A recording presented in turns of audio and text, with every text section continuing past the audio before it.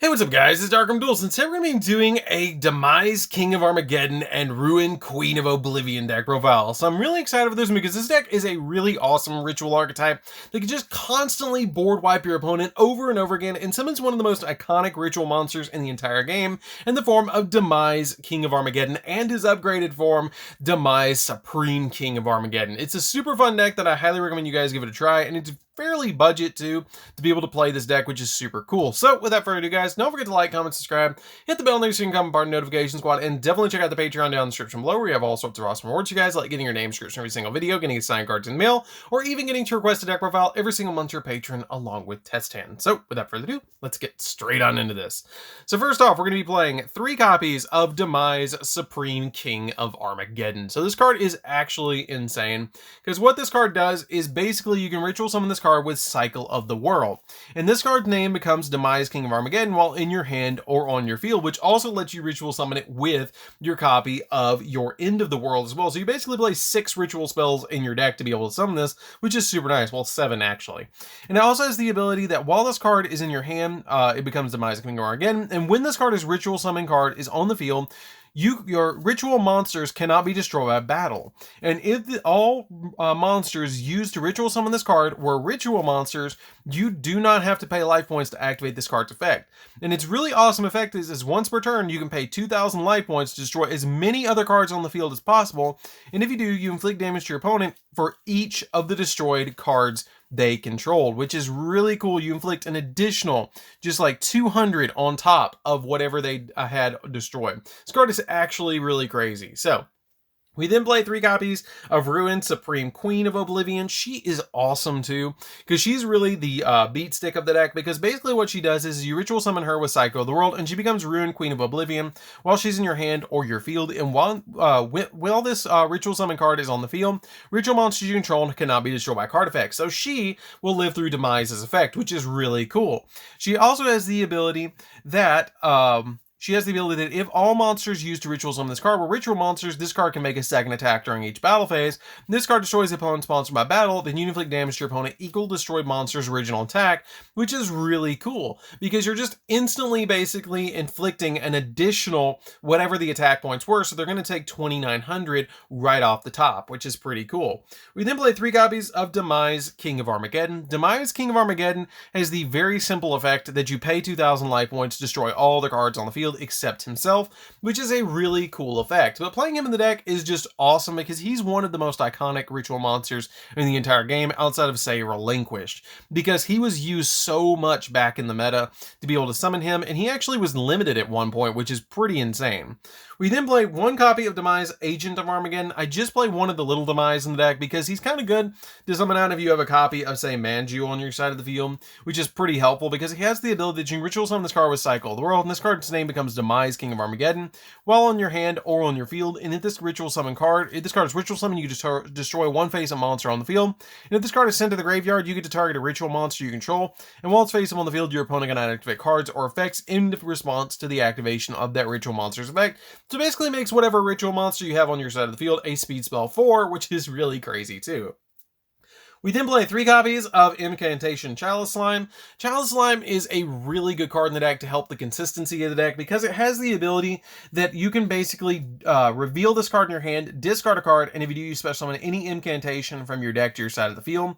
And then during the end phase, you take 2,500 points of damage if you don't special summon a ritual monster this turn, which you're always probably going to special summon a ritual monster unless your opponent just completely negates it for some reason and you can't play through it, because you're going to be ritual summoning multiple times per turn in this deck to at least get your copy of Demise and Ruin on your side of the field usually. So it's pretty easy just to get your field going. We then play for the incantations. We're going to be playing 3 copies of Kandal because Kandal is super good in the deck to be able to reveal a spell card that's a ritual spell in your hand to special summon both this card and another incantation from the deck. And if this card is special summoned from the deck by the effect of an incantation, you get to add a ritual spell from your deck to your hand. We then play 3 copies of Talismandra. So Talismandra Talismandra is really good in the deck too, because you can reveal a ritual monster in your hand to special summon this card from your hand, and if this card is special summoned by the effect of an incantation monster, except itself, then you get to add a ritual monster from your deck to your hand, which is pretty good. We then play 2 copies of Bookstone, which Bookstone will let you reveal a ritual spell in your hand to be able to special summon both this card and an incantation monster from your deck, except another copy of itself, and if this card is special summoned by the effect of a incantation monster, you get to add a ritual spell from your graveyard to your hand. And then we play 3 copies of incantation Pencil Plume, which does the exact same thing except with ritual monsters to be able to reveal a ritual monster in your hand, and then when to special summon, you get to add a ritual monster from your graveyard to your hand. So essentially, these two, the book and the candle, work with spells and ritual spells, and then the candle, Talismandra and your copy of Pencil Plume work with your copies of your ritual spells, which is pretty cool just to be able to get your monsters or your spells to your hand. These 2 are ritual monsters and these 2 are ritual spells, which is kind of cool that it works like that, because you're basically having so much consistency in the deck that it's ridiculous.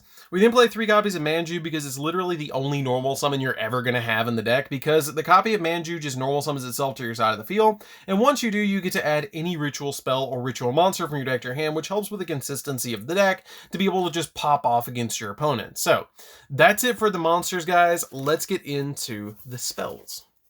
That is a lot of monsters, by the way. That is a lot of monsters. So, for the spells, we're going to be playing a single copy of Called by the Grave just to stop your opponent from hand trapping you.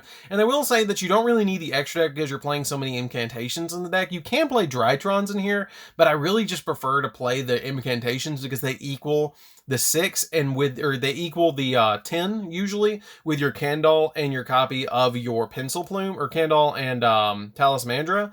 And when you play Drytrons in here, I will mention that this is 3000 attack, which is kind of awkward for Drytrons in my opinion. So it's a little bit weird because they work in 2000s and 4000s. So it's a little bit weird to play with Drytrons in this build. So we play a single copy of Called by the Grave just to stop your opponent's hand traps. We play a single copy of Turning of the World, which is really a weird card because it's a quick play, basically ritual spell, because this card can be used to ritual summon a Ruin or a Demise from your hand or deck, and you must also tribute ritual monsters from your hand whose total level equal or exceed the level of the ritual monsters. You just play this at 1 because it's not searchable and it's kind of weird, and it's just a really neat kind of weird card, so I just play it at 1.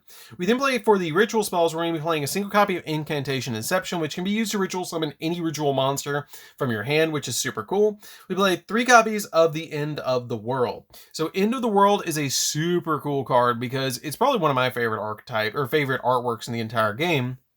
But you basically use this card to ritual summon out a copy of Ruin or Demise. We then play 3 copies of Cycle of the World, which Cycle of the World has a really cool effect that this card may be used to ritual summon a Demise or a Ruin, but you also must tribute monsters from your field whose total level equal or exceed the level of the ritual monster you were ritual summoning. And during the main phase, except the turn this card was sent to the graveyard, you can shovel this card back into the deck to add an End of the World from your deck to your hand, which is really cool. And then you get to add a Ruin or a Demise from your graveyard to your hand, so it just helps you dig into the deck a little bit to get your plays rolling even more. We then play 3 copies of Pre-Prep of Rites. Pre-Prep of Rites is really helpful because it can only search, this is very important, it can only search End of the World, and it can only search the original Demise, because this is the only 2 cards that are listed on the same thing. So you can't search the other ones, but searching the regular Demise is still pretty good to be able to pop off against your opponent, which is pretty good to go off. We then play for the last 3 spells. We're playing 3 copies of Pot of Extravagance. The Pot of Extravagance helps out in the deck. You can also play the new Pot of Disparities if you want to play that, but I like playing the copies of Pot of Extravagance because they let me draw 2, which could be a ritual monster and a ritual spell from my deck to my hand, or 2 copies of my incantations or stuff like that. But it's totally up to you how you play the deck, but I really like playing the copies of Extravagance over Disparities in this particular build because I do not care about the extra deck with my copies of my incantations. So that's it for the main deck. Let's get into the extra deck. So for the extra deck, we're going to be playing 2 copies of Juggernaut Libby. Juggernaut Libby is really good in the deck because Juggernaut Libby can be able to be an OTK piece. If you don't have an incantation on the field and you want to go off against your opponent, you can use one of your other Train Xyz monsters with 2 of your ritual monsters to go into this to be able to just swing at your opponent for game, which is super nice. We'll play a single copy of Super Dora. Super Dora is unaffected by everything. I usually just use this card to go into my copy of Juggernaut Libby, but is there in case you need it. I played 2 copies of Gustav Max. Now, Gustav Max is really good in this deck, because Gustav Max can burn your opponent for 2,000, and sometimes with your ritual monsters, you're going to have just that little amount left to be able to destroy them, but doing the extra 2,000 points of damage can be really nice, so I do play this. This is like the big card that I actually go into.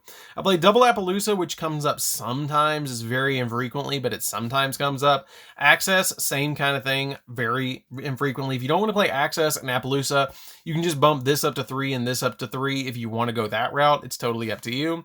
You play 2 copies of Unicorn because you can go into Unicorn and spin stuff that Demise can't destroy by his card effect. You play 2 copies of IP Masquerena because Masquerena can help you go into Unicorn or Appaloosa.